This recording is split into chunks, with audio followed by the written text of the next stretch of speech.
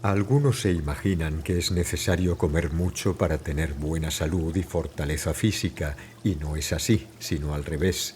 Comiendo mucho se fatiga el organismo, se estorban y se bloquean los procesos digestivos, y esto lleva consigo sobrecargas inútiles que es casi imposible eliminar más tarde.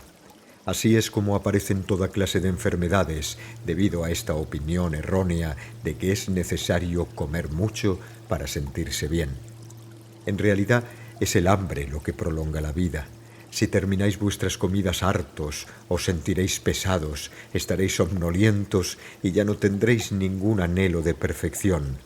Mientras que si dejáis la mesa con un poco de apetito, habiendo rehusado algún bocado que os apetecía, el cuerpo etérico recibirá un impulso que le empujará a buscar en las regiones superiores elementos que colmarán ese vacío.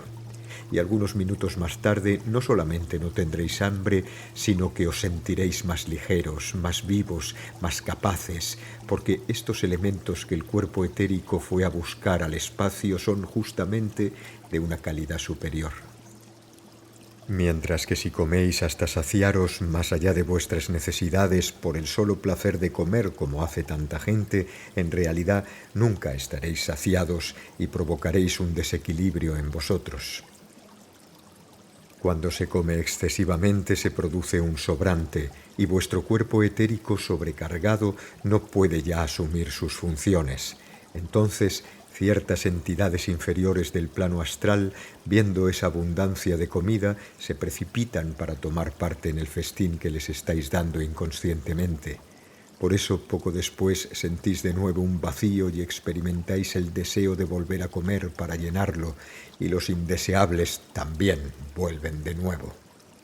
Ved cómo de esta manera os convertís en un cebo magnífico para atraer y nutrir a los ladrones y a los hambrientos del plano astral que se deleitan a vuestras expensas.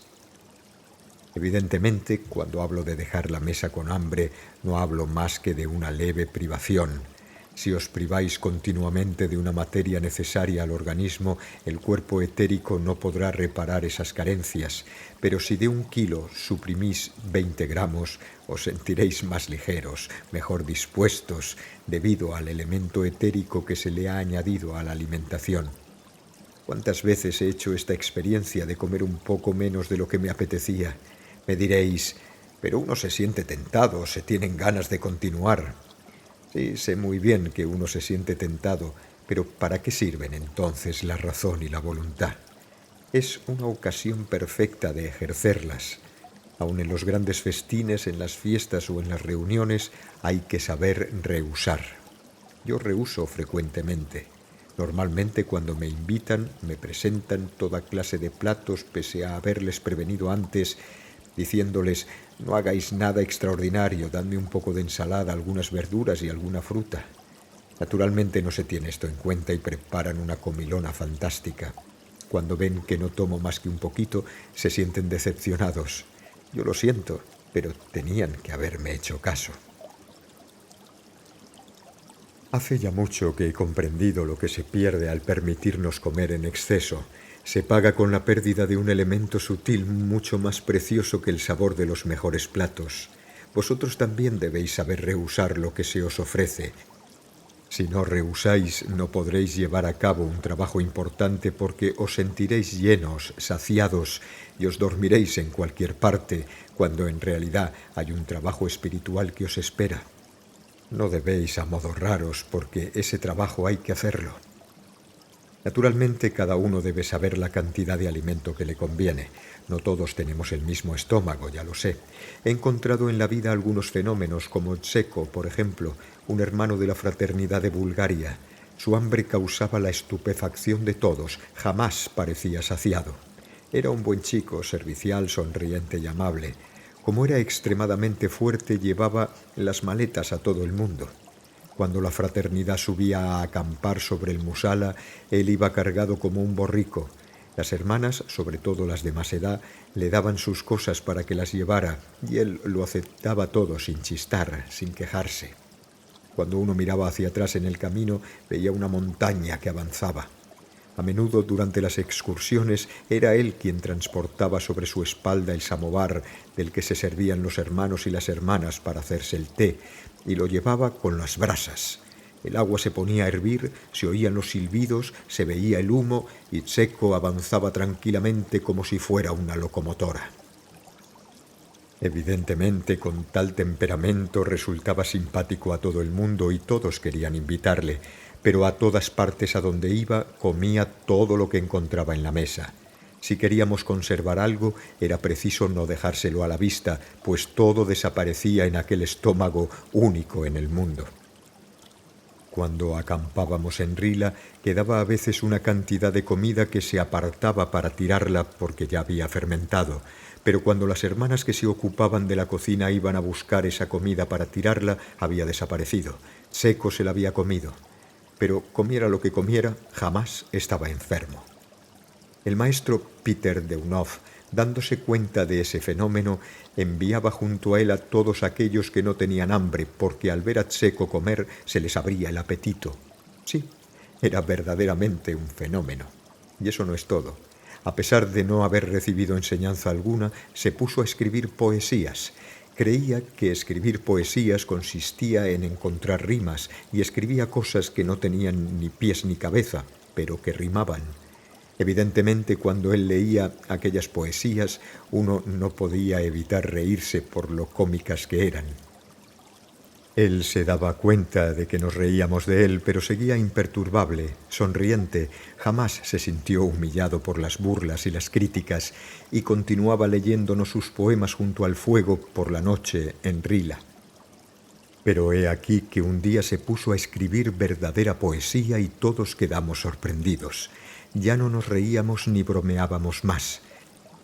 Luego quiso componer música y escribir cantos. De nuevo empezamos a reír y a bromear. Txeko compositor.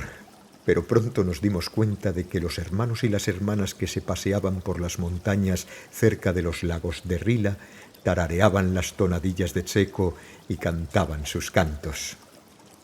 Era electricista, y un día supimos con gran tristeza que trabajando en un poste eléctrico se había electrocutado. Así fue como murió. Todo el mundo lo sintió y a pesar de que ya han transcurrido 50 años, a menudo pienso en él. En cualquier caso, no he visto jamás un estómago parecido. Pero vosotros no sois Txeko y debéis saber que el exceso de comida es nocivo para la salud. Además, comiendo más de lo necesario, tomáis lo que está destinado a los demás, y si muchos hacen lo mismo, algunos comerán demasiado y otros insuficientemente, produciéndose un desequilibrio en el mundo.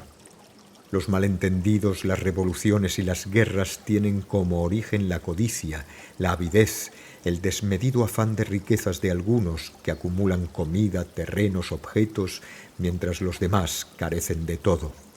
La conciencia colectiva aún no está despierta para comprender y prever las consecuencias remotas, las perturbaciones que esas tendencias pueden provocar. Esta necesidad de tomar, de absorber más de lo necesario, empuja a los seres a esclavizar a los demás e incluso a suprimirles a la menor resistencia u oposición. Aunque aparentemente minúsculo, este es el punto de partida de grandes catástrofes. Por lo tanto, hay que dominar, medir y regular ese instinto muy pronto. Si no se vigila, puede tomar proporciones gigantescas en todas las esferas de la existencia hasta convertirse en la fuente de las mayores desgracias. Ved por qué el discípulo debe aprender a no sobrepasarse en la comida, debe saber detenerse antes de estar saciado. Cuando uno no sabe pararse, alimenta en sí deseos que no son naturales y se parece a esas gentes ricas que tienen el deseo enfermizo de acapararlo todo. Ya son ricos, pero su ambición y su codicia son tan gigantescas que quieren engullir al mundo entero. Jesús decía que es más fácil que un camello pase por el ojo de una aguja que un rico entre en el reino de Dios. Después de 2000 años, aquella parábola aún no ha sido explicada, y para los que no saben en qué se basaba Jesús, se trata de una parábola rara. En realidad, Jesús no pensaba en el cuerpo físico, sino en el cuerpo astral. En el rico, el cuerpo de los deseos, el cuerpo astral, está tan hinchado, tan dilatado a causa de su excesiva codicia, que se convierte en un tumor inmenso que le impide pasar por la puerta, una puerta muy amplia, la puerta del reino de Dios. Mientras que el cuerpo astral del camello es muy pequeño porque es sobrio y se contenta con poco. Por eso es capaz de recorrer los desiertos. Allí donde todos sucumben, el camello continúa. De esto se deduce que aquellos que no se han preocupado jamás de esta cuestión y que comen irrazonablemente están preparando en su cuerpo astral tumores que les impedirán pasar por las puertas de la iniciación y al mismo tiempo se endeudan, pues toman lo que le pertenece a los demás, y esta actitud es contraria a las leyes del mundo espiritual que piden una organización, una repartición justa y armoniosa de las cosas.